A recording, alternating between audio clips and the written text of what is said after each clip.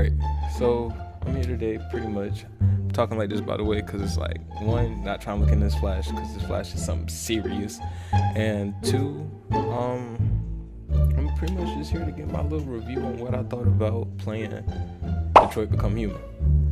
Now, this game was released in May 25th, 2018, made by Quantum Dream. I don't really know what that means or anything like that, but I'm pretty much just trying to say it's an old game. I never heard of this development company. I don't really follow up with who makes what games. I just play them, and I like it. But I feel like it was fun to do the research. Got notes down here, so if you see me looking down, that's why. Anyway, into the review.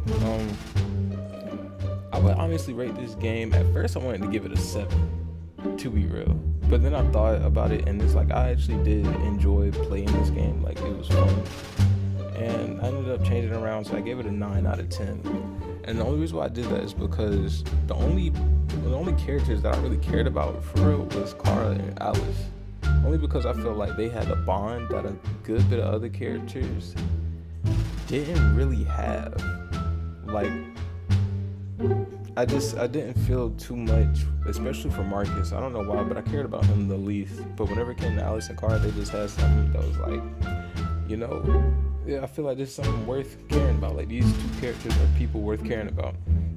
I also did that though because of the fact that I lost Connor and Luther. If you didn't see that, it's in the last Detroit video that I made.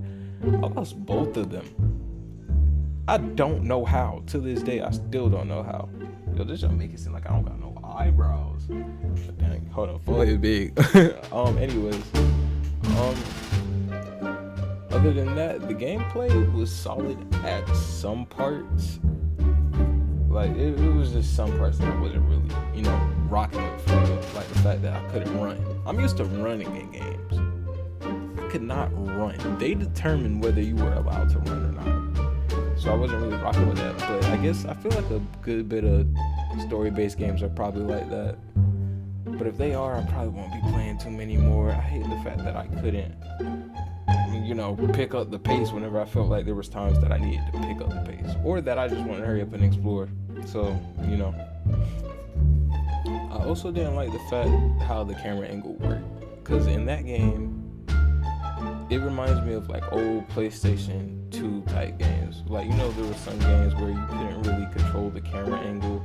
It was really just choosing it for you. I didn't like that because it made it hard whenever certain things changed up. Like with the whole march, the last march that they did, the Deviants or whatever, Marcus and them. At first, I was like, my point of view, so I knew I was walking straight. But then it switched up. Sometimes it was like, am I in control still? Is this cutscene? And I wasn't honestly rocking with that.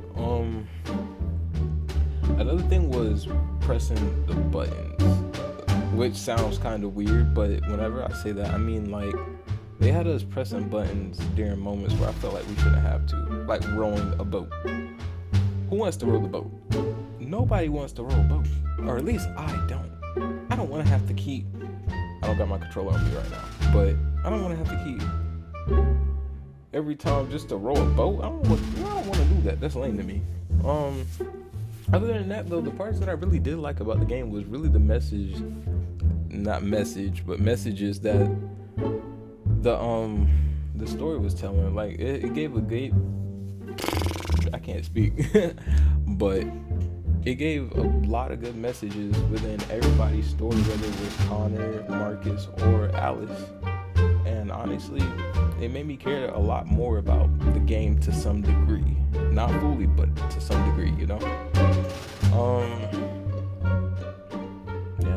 I feel like a lot of game developers don't really do that. Like, they don't really incorporate real world scenarios or real world problems and put them into the game. And I don't know if that's because they're afraid of, the backlash they might get from it, from certain communities, certain people, politics might even get involved.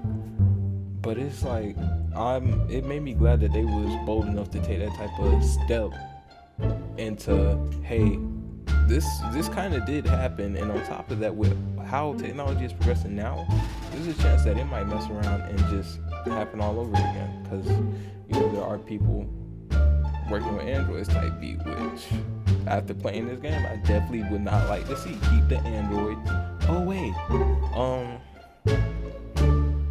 That's pretty much it though. I did like the game enough to give it a 9. It annoyed me at certain parts, like whenever I kept losing people, but that was on me. That's on me. That's on the play. But other than that, I think I'm gonna end up wrapping up this video here, and I'll see you guys tomorrow.